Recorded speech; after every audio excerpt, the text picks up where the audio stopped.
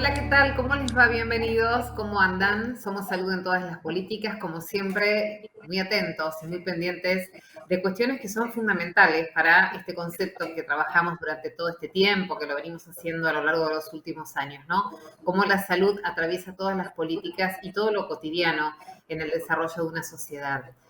Una vez más, y especialmente en estos últimos 2 años, lamentablemente, ¿no? La pandemia ha asignado nuestras vidas y todo el sistema de salud se ha puesto de una manera particularmente al límite de sus condiciones. Hemos aprendido un montón de cosas, pero es importante seguir tomándonos el tiempo para indagar acerca de cuestiones que tienen que ver con un cambio vertiginoso, que más allá de la pandemia, que sin duda lo ha sido y tal vez el más grande que podamos recordar, de por sí los tiempos que corren nos van poniendo de frente permanentemente a nuevas realidades, a cambios que son impulsados por nuevas tecnologías, eso por un lado, y por el otro también por la aplicación de la investigación, por el conocimiento, por cuestiones que son muy importantes y son estructurales en lo que es la salud y el desarrollo de la salud. ¿Cómo surgen nuevas tecnologías? ¿A partir de qué surgen? ¿Cómo intervienen los factores como determinantes sociales de la salud? ¿Cómo se está investigando en nuestro país? ¿Qué está pasando con la investigación? ¿Hay tiempo? ¿Hay recursos para hacerlo? ¿Cuáles son las carreras que se vienen en un futuro? Vamos a estar hablando de todo esto en el programa de hoy, en Salud en todas las políticas.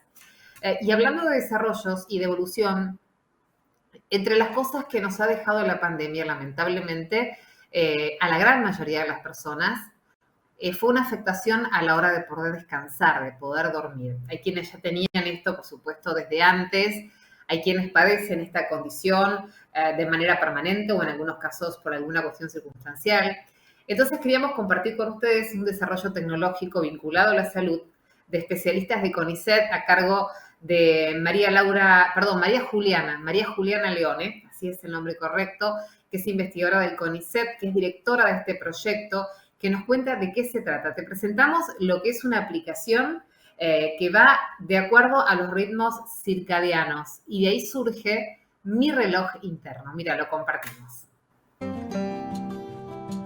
Mi nombre es María Juliana Leone, yo soy investigadora del CONICET en la Universidad Nacional de Quilmes y en la Universidad Torcuato Di Tella y formo parte del equipo de investigación de Mi Reloj Interno. Mi Reloj Interno es una aplicación para telefonía celular que te va a permitir coordinar tus hábitos con tu reloj interno. El reloj interno es básicamente un mecanismo que controla los ritmos biológicos, variaciones que ocurren en tu funcionamiento, en tu rendimiento a lo largo de las 24 horas del día. Con la aplicación, en primer lugar, vas a poder responder una serie de preguntas relacionadas con tu descanso, con tus hábitos, y en función de eso, la aplicación te va a devolver dos cosas. Uno, un resumen de tu estado actual, cómo son tus hábitos, cómo es tu descanso en el momento que completes la aplicación. Y dos, te va a brindar una serie de recomendaciones personalizadas, basadas en tu género, tu edad y tus hábitos, por supuesto, que te van a permitir mejorar esos hábitos para obtener ritmos internos más saludables y poder mantenerlos en el tiempo, ¿sí? Lo que nosotros recomendamos es utilizar la aplicación una vez y luego de 15 días de aplicar estas recomendaciones para cambiar tus hábitos, volver a utilizar la aplicación y evaluar tu nuevo estado actual y ver si mejoró realmente tu descanso con ese cambio de hábitos. La aplicación además te permite medir la luz en los distintos ambientes en los que habitas. Esto es muy importante porque la luz es el estímulo principal que pone en hora y con esto mantiene saludable al reloj interno. Y es importante estar en lugares mejor iluminados durante la mañana y con poca iluminación durante la noche. Para bajar la aplicación podés ingresar al store de Android y buscar Mi Reloj Interno todo junto, sin espacios, y ahí vas a poder bajar la aplicación en forma completamente gratuita.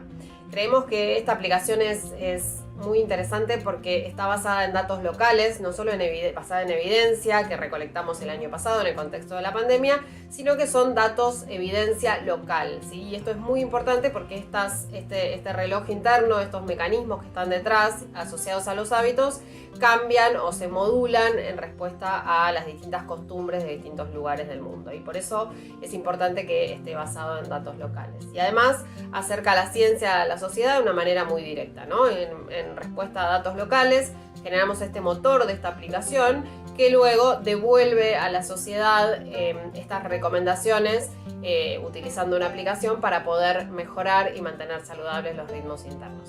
Que la disfruten.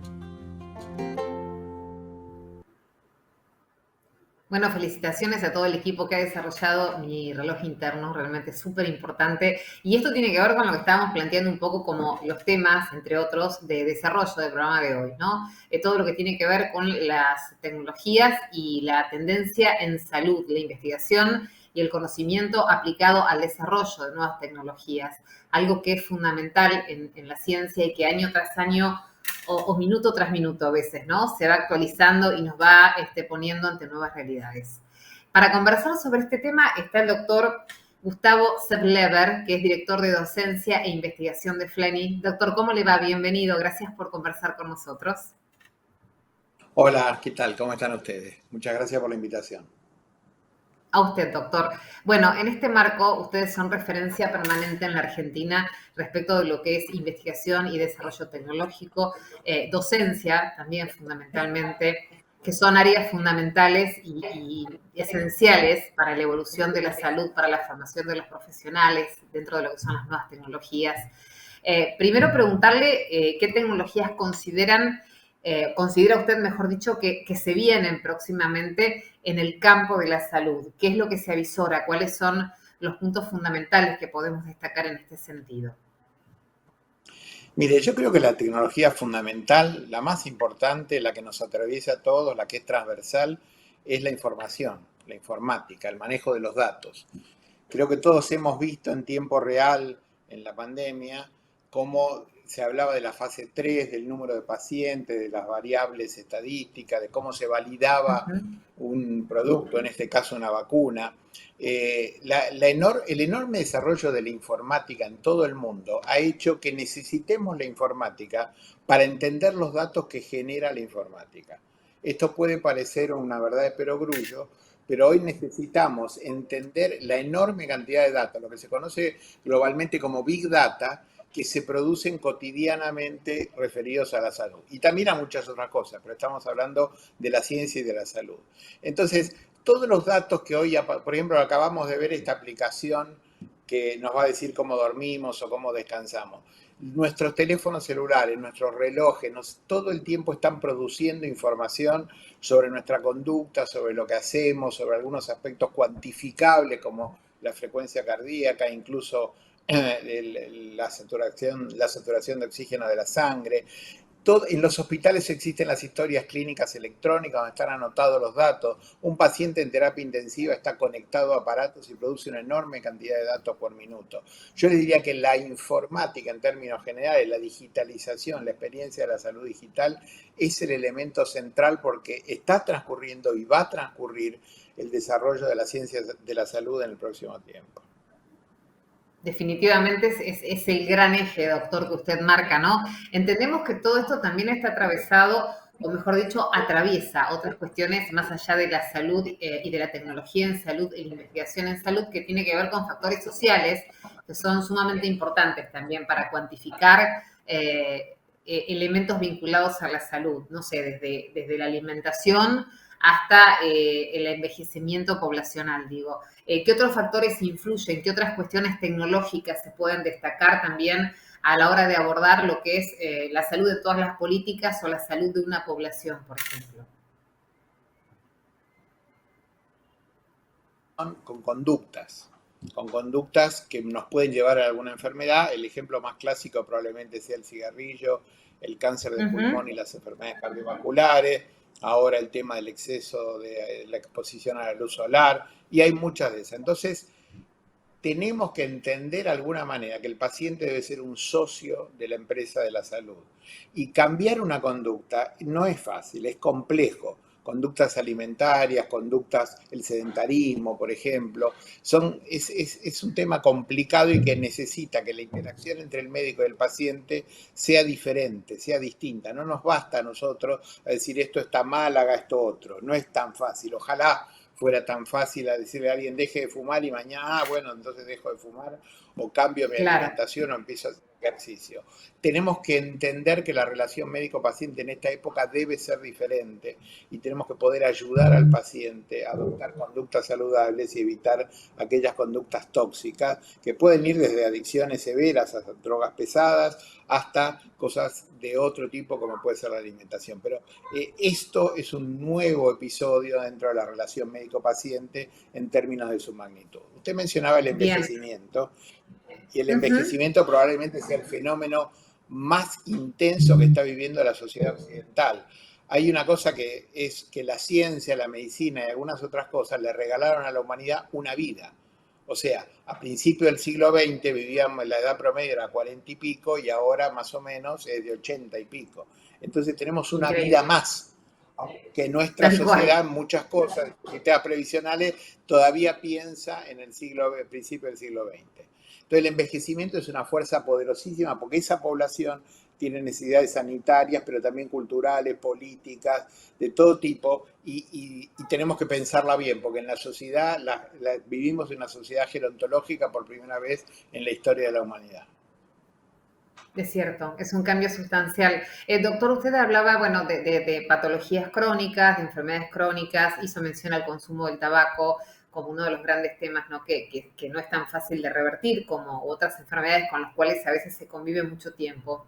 Quería preguntarle a ustedes, desde el lugar que tienen de tanta referencia en Argentina, en América Latina y en el mundo, si ya se puede determinar alguna enfermedad post-pandemia que se pueda llegar a convertir en crónica. Algunos hablan de una enfermedad a nivel más psiquiátrico, ¿sí? A nivel de salud mental, enfermedades vinculadas a la salud mental, debido al impacto emocional que provocó la pandemia y que todavía sigue provocando en muchos, pero sobre todo en la cuarentena, ¿no?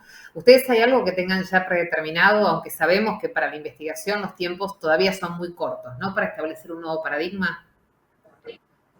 Es muy importante esto que usted está diciendo porque la pandemia nos enseñó muchas cosas, entre ellas que hay un fenómeno conocido como COVID largo, long COVID, de descripción un poco ambigua, donde los pacientes hablan de una niebla cerebral, de una neblina cerebral que no funcionan como solían hacerlo. Nosotros hicimos, con financiamiento del Ministerio de Ciencia, un programa de investigación de estos pacientes. Abrimos una clínica de long COVID o COVID largo y los estudiamos en la mayor tecnología disponible, imágenes cerebrales, estudios moleculares, determinaciones inmunológicas, estudios cognitivos. Y uno de los mayores problemas que nos enfrentamos es entender qué culpa tiene el virus y qué culpa tuvo la cuarentena. Porque la cuarentena en un punto fue tremenda para la sociedad, para el trabajo, para la educación, para todas las cosas que sabemos. Y a veces es difícil porque son en cuadros psiquiátricos de depresión o de ansiedad, que son las dos cosas que más han aparecido en el long COVID, a veces es difícil saber y probablemente el virus no sea responsable de todo, sino que la cuarentena tenga también su grado de responsabilidad ninguna de las personas que está viva sobre la Tierra vivió algo parecido a lo que fue esto. Entonces, esta es una de las preguntas que hace la intersección entre lo que es la biología, la medicina y las ciencias sociales, y estamos haciendo un esfuerzo hasta nuestro alcance importante para poder entender qué es lo que pasó con el COVID largo, con lo residual patológico de esta pandemia que tuvimos y con la respuesta sanitaria de la sociedad que fue la cuarentena. Bien, y doctor, tenemos entendido que vamos a tardar varios años en terminar de entender cuál es el impacto que ha tenido tanto la pandemia como la cuarentena. Este efecto de COVID largo que ustedes mencionan seguramente tiene un tiempo muy corto para lo que es la investigación en ciencia, porque están prácticamente investigando sobre los hechos que se van consumando y cuando todavía tenemos variantes y cambios y vacunación en marcha y todo es prácticamente sobre los mismos hechos. Entendemos que hay consecuencias que se van a poder descubrir con el paso del tiempo, pero el paso del tiempo a veces es mucho tiempo hacia adelante, ¿verdad? Lo que usted está diciendo, la verdad que tiene un interés, me parece, fundamental. Yo siempre repito esto, que el virus fue descrito en enero del 2020, o sea que hace 2 años que lo conocemos, comparado con una enfermedad como la tuberculosis que la conocemos hace 4 milenios. Entonces, este es el marco temporal donde está Tal funcionando la cual, ciencia y la medicina, que a veces no lo tal entendemos. cual. En 2 años tuvimos recursos diagnósticos, la PCR, una enorme cantidad de vacunas y hoy, al día de hoy, hay prácticamente 10.000 millones de dosis aplicadas de las distintas vacunas autorizadas. Lo que ha hecho la humanidad, la ciencia, nunca pasó en la vida. Pero el tiempo es enormemente corto. Entonces hay muchas cosas, y usted ha visto, todos hemos visto, cómo se hacía la generación de la ciencia en tiempo real, como lo que decíamos de repente ya no valía tanto, y en una época todos nos rociábamos con alcohol, pensando cuando llegamos a nuestras casas, después nos dijeron, no, no es para tanto, sino que hay que... Fuimos cambiando, que eso es la ciencia, eso es el aprendizaje. Fuimos aprendiendo, fuimos cambiando. Y pasa lo mismo que lo que va a pasar en el largo plazo, o sea, todavía no podemos entender bien qué es lo que pasó, todavía no podemos entender bien cómo reaccionamos y probablemente muchas de las cosas que hicimos estaban mal y era inevitable y no había otra manera y había que hacerlas y había que aprender si servían o no servían y algunas, o sea que así tal cual. Estamos viendo la ciencia en tiempo real y probablemente hay muchos resultados y mucha información que todavía no la sabemos hoy y la vamos a necesitar un poco más de tiempo para entenderla. Doctor, recién se refirió usted en este taller de investigación o en este espacio de investigación de COVID, largo COVID o COVID long, como le han mencionado ustedes al lugar de estudio de investigación. Obviamente la presencia de enfermedades vinculadas a la salud mental, como la depresión, como la ansiedad, esto más que nada vinculado a la cuarentena. Respecto de la patología del COVID y la afectación que ustedes hasta ahora pueden determinar, habló de una especie de niebla, ¿no? En los pacientes que han tenido COVID. ¿Esto está vinculado a la memoria? Esa es una de las preguntas. Y la otra es, ¿qué otras cuestiones físicas empiezan a establecer como condiciones que deja el COVID en las secuelas que hasta ahora pueden detectar? Bueno, nosotros creemos que hay cierto grado de inflamación cerebral. Si bien el COVID no es un clásico virus que nosotros llamamos neurotrópico, que va al cerebro, como puede ser el HIV o como puede ser el herpes, probablemente esta afectación del olfato tan conocida y tan popular tiene que ver con lesiones en la mucosa olfatoria, en la base del cráneo, que es la interfase con el cerebro. Entonces, puede ser que el virus haya pasado de alguna manera acotada al sistema nervioso central y que haya una reacción inflamatoria. Eso lo estamos estudiando con imágenes, con un recurso que se llama PET, para ver el grado de inflamación que hubo en el cerebro y también estamos viendo la respuesta inmunológica de la sangre, no solamente los anticuerpos, sino los otros elementos que se llama inmunidad celular, que también son útiles para la limpieza del virus. O sea que, ¿qué pasó en el cerebro? Todavía no está demasiado claro, hay algunos reportes, pero es un tema para estudiar en gran escala, porque a mí no me interesa tanto saber lo que pasó en un paciente, sino me interesa saber cómo fue el desarrollo de la lesión del virus en la población, en base epidemiológica, en base sanitaria. Después las cosas que sabemos, los pacientes que tuvieron neumonía bilateral severa y que estuvieron respirados tienen lesiones residuales, muchos de ellos, no todos, vinculados también al uso del respirador, que no es absolutamente inocuo en estos contextos. Y también hay algunas cosas que las vacunas pueden tener que ver o la combinación entre la inmunidad y la vacuna. El virus en general es mucho más peligroso que cualquier vacuna, es un concepto muy importante, porque el virus en sí mismo y la enfermedad es mucho más grave que cualquier cosa que hagan las vacunas. Hay algunos efectos adversos de la vacuna mínimos, misceláneos en algunas poblaciones muy acotadas que de ninguna manera tienen que llevar a la idea de no vacunarse. Pero esta combinación de lesiones residuales, el virus también ha ido al miocardio, ha llevado a miocarditis. Hay un caso de un jugador de fútbol famoso que tuvo arritmias y tuvo que dejar la práctica profesional después del COVID. No sabemos si desenmascaró algo preexistente o fue una lesión directa. Pero sí, hay lesiones residuales del COVID, pero son menores. O sea, el dato... Nosotros todos lamentamos las muertes, que es algo tremendo e irrecuperable, pero la enorme cantidad de pacientes con COVID se recuperó completamente. Eso es un dato que también tenemos que tener en cuenta.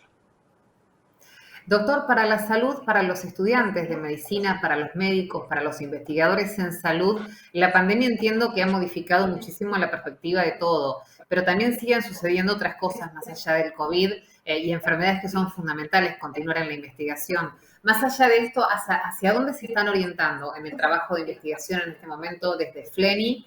¿Y cuáles son un poco las áreas que se abren en materia de salud como espacios futuros para poder indagar, investigar y también ocupar desde los profesionales médicos? A nosotros nos fascina el estudio del cerebro y el estudio de las enfermedades del cerebro y las enfermedades Claro. neurológicas. Eso es lo que hacemos y ponemos todos nuestros recursos en eso.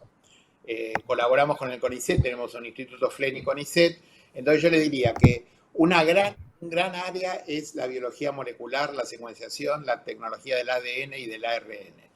Todos sabemos que las dos vacunas que en algún momento fueron y son populares, que son la de Pfizer y la Moderna, se basan en una tecnología que se llama ARN, que son vacunas nuevas, que es una tecnología nueva que no solamente sirve para vacunas, sino sirve para algunos medicamentos, está muy, muy de moda en este momento, tiene un desarrollo potencial espectacular, y nosotros tenemos un laboratorio donde hemos analizado este fenómeno en condiciones más experimentales, con células madre, esta tecnología del ARN y la posibilidad de secuenciar el ARN igual que se secuencia el ADN.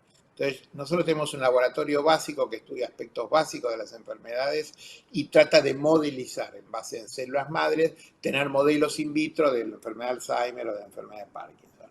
Esto es una tendencia que con las tecnologías de secuenciación se va a desarrollar mucho y creemos que nos va a dar muy buenos resultados y nos está dando.